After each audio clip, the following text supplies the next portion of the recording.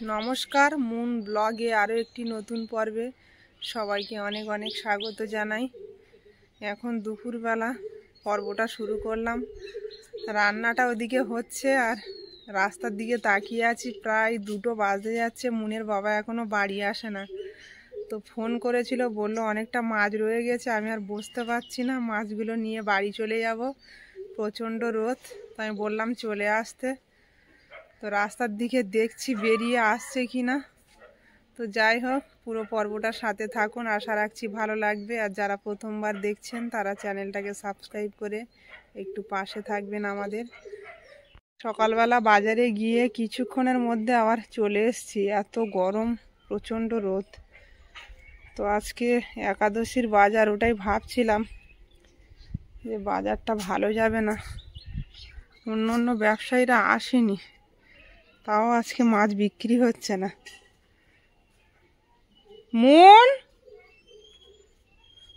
Moon এদিকে হারমোনিয়ামে বসেছিল। ভাত খাবে? রান্নাটা এদিকে চাপিয়ে দিয়েছিলাম। আজকে রান্না করলাম পটল চিংড়ি আলু দিয়ে, আর উচ্ছে আলু দিয়ে একটা মাছের মাথা দিয়ে একটা তরকারি।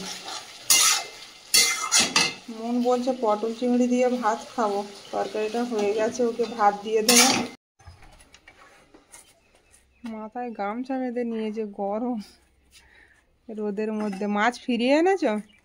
প্রায় 3 কিলো কাছে মাছ আছে।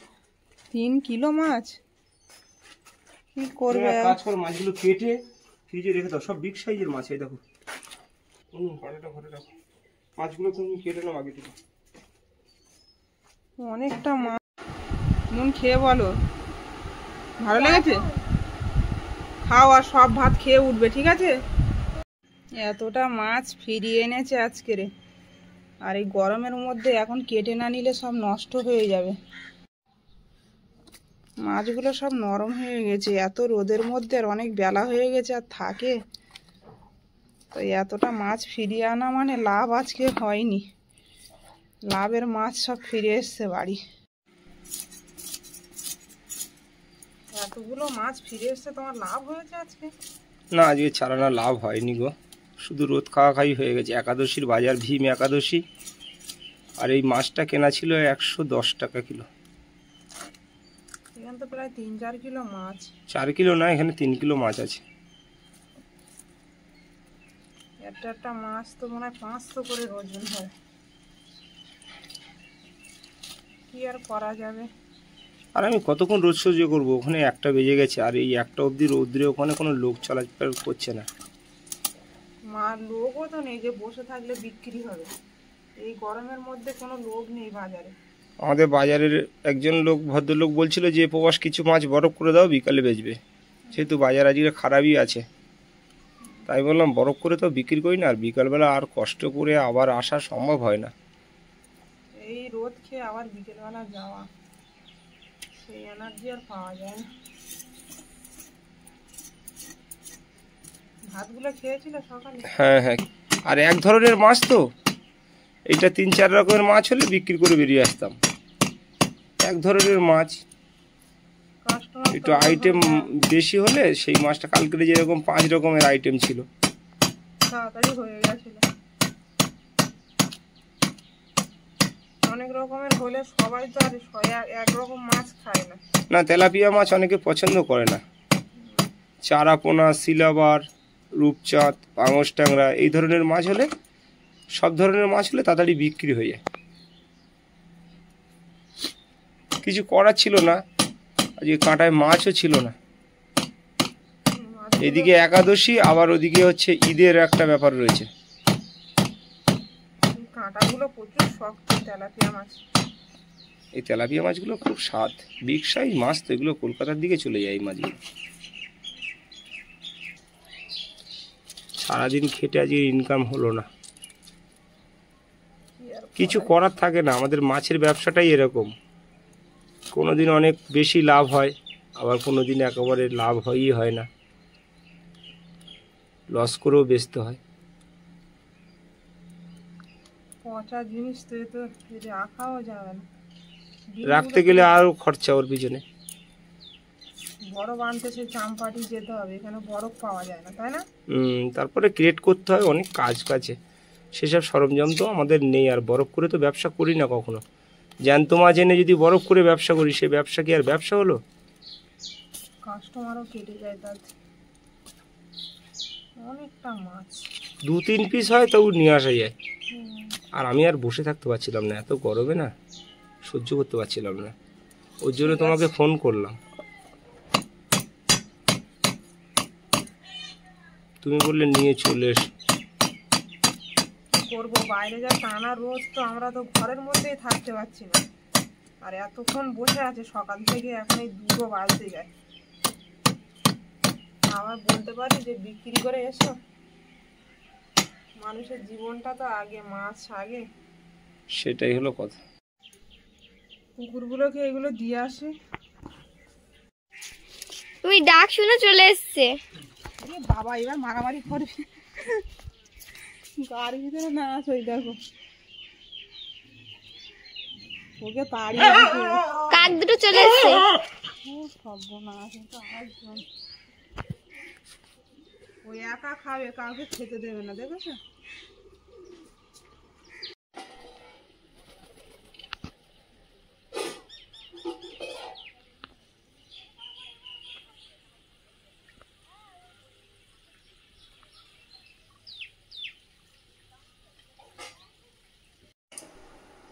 একটা বড় গামলি নিয়েছি, না তো মাছগুলো মাখানো যাবে না, অনেক মাছ তো। যারা মাছ এনেছে তো আমার পটল হলুদ সব মনে হয় দিয়ে দিতে হবে এতে। একটা অনুষ্ঠান বাড়ি রান্না হয়ে যাবে ছোটখাটো। মাছটা কেটেই নুন একটু কম করে দাও, কম করে দাও। মিষ্টি মাছের নুন কম দিবি কি? নুন একটু কম দিতে, বিশেষ করে তেলাপিয়া মাছ। নুন হয়ে গেলে মাছ খেতে ভালো লাগে না।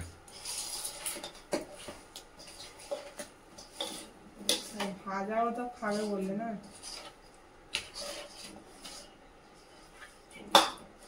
এখন ভাজা খাবে না, এখন খাবো না, এত গরমে কিছুই ভালো লাগে না। এখন একটু ডাল, উচ্ছে ভাজা এরকম হবে, কিন্তু উচ্ছে শুক্তো করেছি মাছের মাথা দিয়ে, আলু দিয়ে, দারুণ হবে। আর পটল আর চিংড়ি। বাহ, ওই ঝোলটা ওই খেলে ভালো লাগে, উচ্ছে শুক্তো। এইভাবে মাখিয়ে রাখলে তাও অনেকটা ভালো থাকবে। ডিপে ঢুকবে এত বড় গামলা? সেটাই তো ভাবছি, ঢুকবে না। দুটো পাত্র করে দাও, কিছুটা ডিপে দাও, কিছুটা নর্মালে থাকুক, বুঝতে পারলে? কি করবো, এতটা মাছ তো ফেলতেও মায়া লাগবে, নষ্ট হয়ে গেলে ফেলে দিয়ে আসতে হতো বলো। কাটা না গেলে, পয়সা দিয়ে কেনা। অনেক দামি মাছ না, হাই রেট।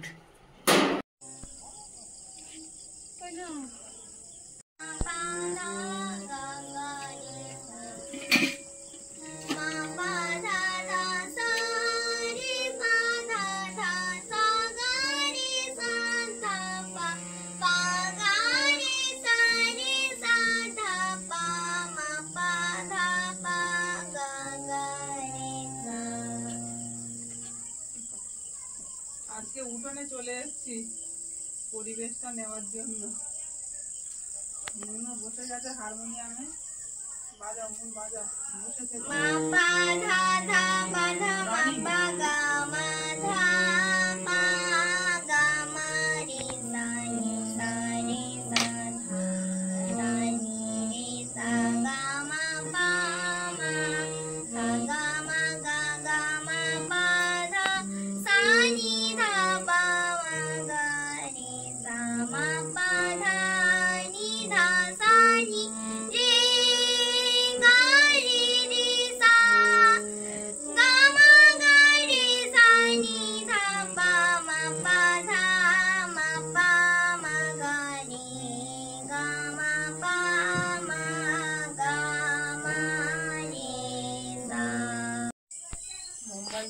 কাকিমা এটা পাঠিয়েছে, তো কি পাঠিয়েছে এর মধ্যে?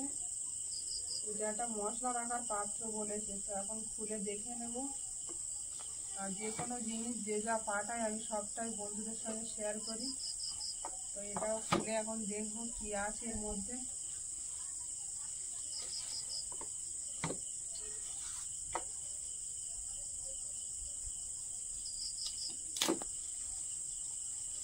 কাকিমা বলেছিল একটু খুলে দেখে আমাকে বল যে কেমন হয়েছে।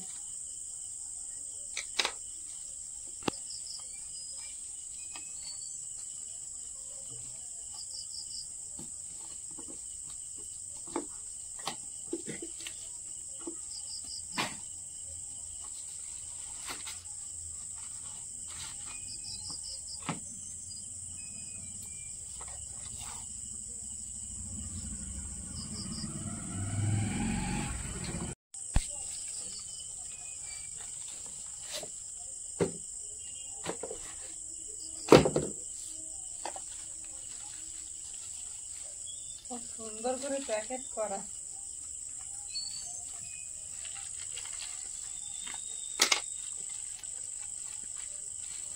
জিনিসটাও খুব সুন্দর।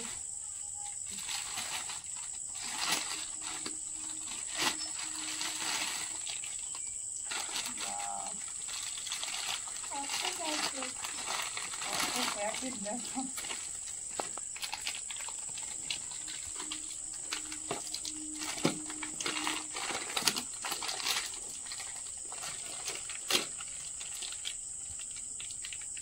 কিভাবে খুলবো বুঝতে পারছি না। ওইভাবে টানো।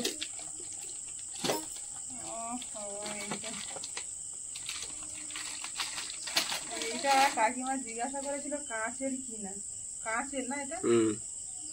কাঁচের। খুব সুন্দর একটা জিনিস। এই যে মশলা রাখার ছোট ছোট বাটি। তো এইটা কাকিমা নিজেও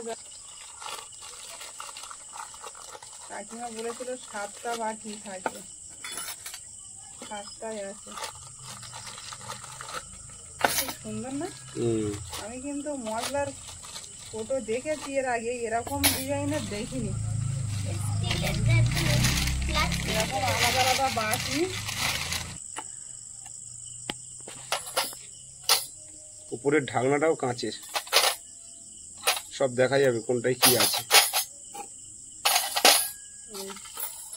সাজিয়ে নিলাম। চামচটা ঢোকো। এতে কিছু পড়বেও না, বলো? এরকম ভাবে আটকে রাখলে। দারুণ খুব সুন্দর একটা জিনিস। আর এই যে 2টা চামচ। চামচটা ভিতরে রেখে ঢাকনা দেওয়া যাচ্ছে, দেখো তো। হ্যাঁ,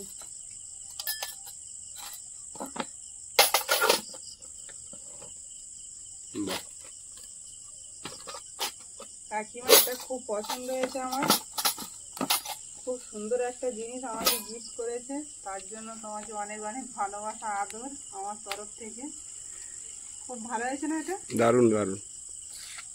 আর সত্যি কথা বলতে আমি এটাই প্রথমবার দেখলাম এরকম যে মশলা রাখার পাত্র। আমি এর আগে নিয়েছিলাম সেগুলো প্লাস্টিকের, তো এরকম আলাদা আলাদা নয়। যাই হোক, খুব সুন্দর একটা জিনিস আমাকে দিয়েছে।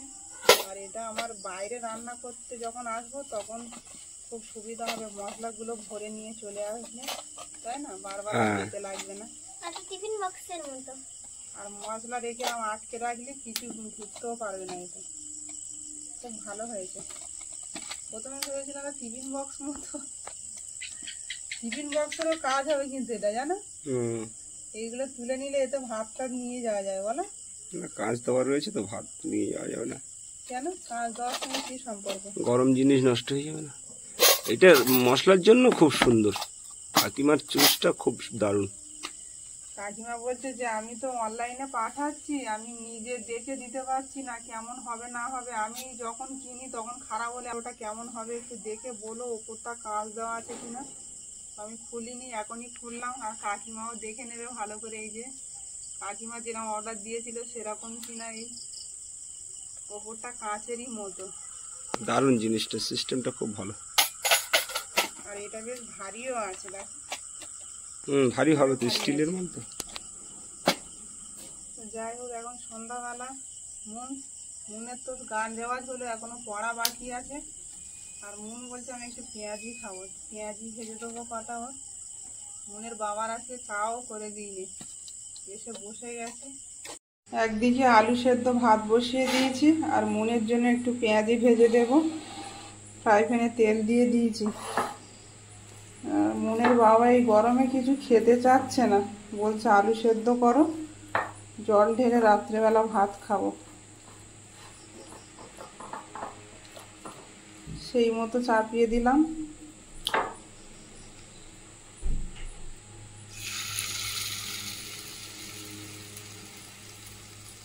আর মন অনেকদিন থেকে পেঁয়াজি খাবো খাবো করছে। এক পিস করে হয়ে গেছে, উল্টে দেবো।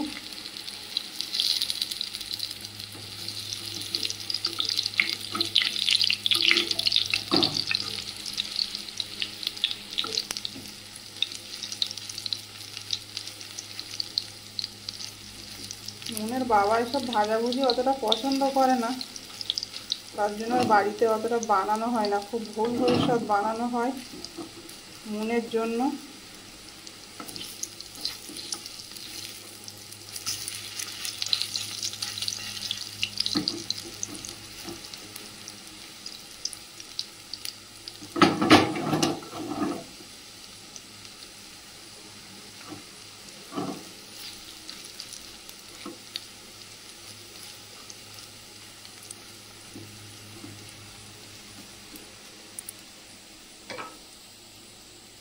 ভাতটাও ফুটে গেছে, এই বাটিতে ভাত বসালে তাড়াতাড়ি হয়ে যায়। পেঁয়াজিটা চাপিয়ে ভাতটা বসিয়েছি, তো দেখছি ভাতের জলটা ফুটে গেছে।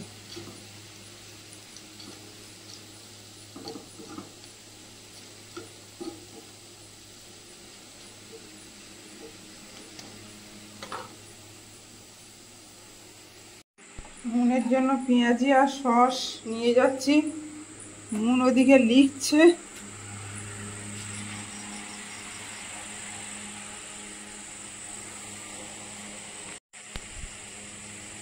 ওইখানে এখন খাতা পেনটা ওইদিকে রেখে দাও, এটা খেয়ে নাও, পরে লিখবে। ওইদিকে টেবিলটা সরিয়ে দাও। মুন খেয়ে বলো কেমন হয়েছে।